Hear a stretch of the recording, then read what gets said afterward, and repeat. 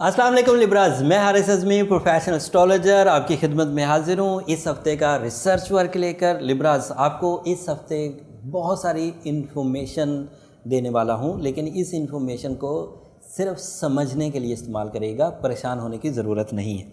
मामला ये है कि बहुत सारे स्टार्स आपके 11th हाउस में चल रहे थे।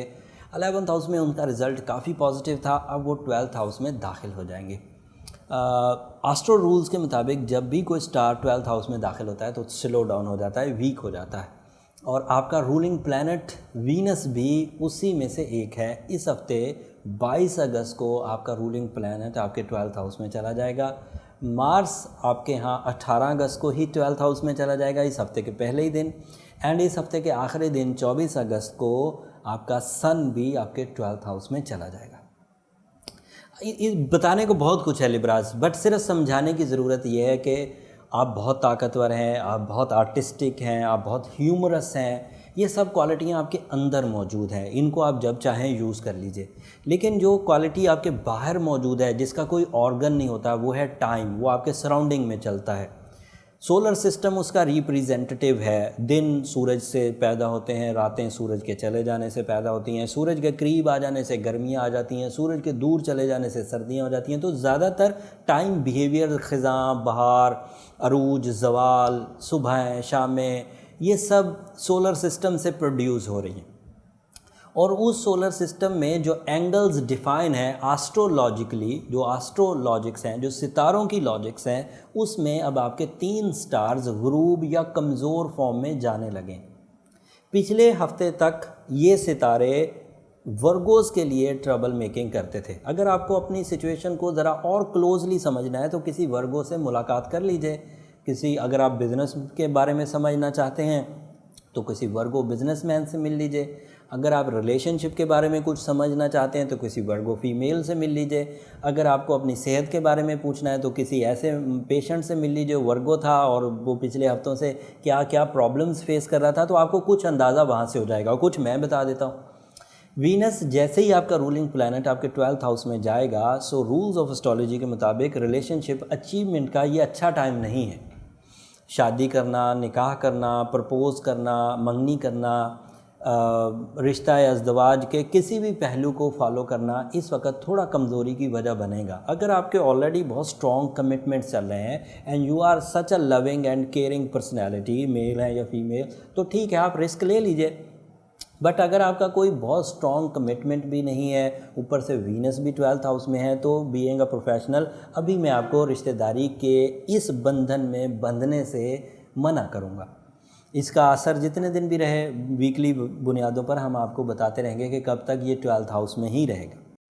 फिर दूसरा स्टार आपका मार्स है। इसकी वजह से आप में कुछ एफिशिएंसीज डल होंगी एंड कुछ आपके शॉर्टकट्स आपकी मुखालफत में जाएंगे एंड कुछ ऑपोजिशन भी बढ़ने लगेगी। जो लोग आपके सामने बहुत प्यार से पेश आते थे, हो सकता है कि अब वो आपकी मुखालफत में खड़े होने लग जाएं।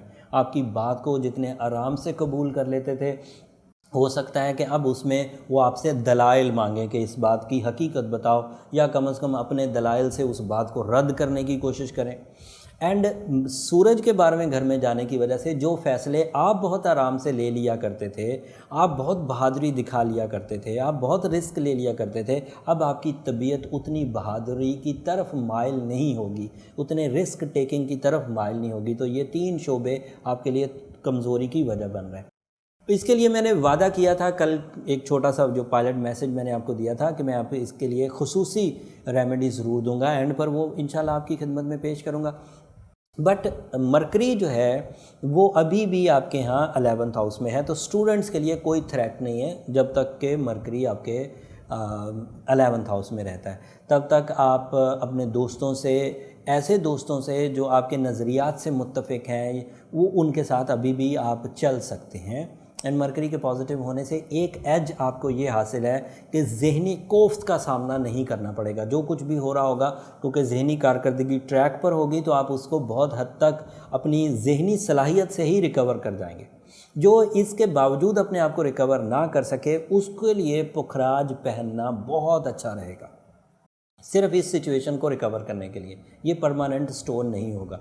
पुखराज वैसे भी सेमी प्रीशियस स्टोन है। अगर कुछ हफ्तों के लिए पुखराज वेयर कर लिया जाए फॉर ओनली दिस ट्रबल, तो मेरा ख्याल है कि उसमें कोई बुराई नहीं है और इतना महंगा भी नहीं है। और साथ में सूरह शम्स तो आप 7 दफ़ा जो ईद के दिनों में पढ़ते आ रहे हैं, बकरा ईद के दिनों में, वो तो आप पढ़ें ही पढ़ें, लेकिन अब आपको या मुसब्बिबुल असबाब 113 दफ़ा ख़ुसूसी तौर पर पढ़ना चाहिए जब तक कि ये 3 स्टार्स आपके 12वें घर से निकल नहीं जाते। उम्मीद है 1 महीना लगेगा, 1 महीने के बाद निकलेंगे, लेकिन क्योंकि हम लोग वीकली बयान कर रहे हैं इसलिए इस वीक में तो बहरहाल ये 12वें घर में 18, 22 और 24 अगस्त को दाखिल हो जाएंगे। ये ओवरव्यू था इस इवेंट पर जो मैंने लिब्रास को समझा दिया। अब इंडिविजुअल थोड़ी सी बातें करता हूँ। जो लिब्रास ऑलरेडी सक्सेसफुल हैं और वो स्टार्स की जद में, टाइम की जद में, टाइम की कमज़ोरी की जद में अपनी सलाहियतों से ही बचे हुए हैं, उन्हें किसी रेमेडी की ज़रूरत नहीं। वो अपने मोमेंटम को इसी तरह जारी रखें, बस थोड़ा समझ कर चलें। अगर कोई कमी कमज़ोरी आती है तो परेशान ना हो, फिर आपको ये फील तो हो जाएगा कि कुछ कमियां आई हैं, लेकिन क्योंकि आपके पास वसाइल हैं, प्लानिंग है और मैन पावर है, आपके जीनियस एबिलिटीज़ भी आपके साथ हैं, तो उम्मीद करता हूँ आप निकल जाएंगे। लेकिन जो लोग नया इनिशियल लेना चाहते हैं, कोई नई आगाज़ करना चाह रहे हैं, कोई इब्तदा करना चाह रहे हैं, वो अब ज़रा मोहतात रहें, अपना बी प्लान भी रेडी रखें और उस बी प्लान में हर ही तरह के प्रॉब्लम को फेस करने की क्वालिटी होनी चाहिए, स्पेशली बैड लक को फेस करने की, लथार्जिक कंडीशंस को, सुस्ती को फेस करने की, एंड अपने लोगों का आपके साथ सपोर्टिव ना रहना उसको फेस करने की तो प्लानिंग आपके पास होनी चाहिए।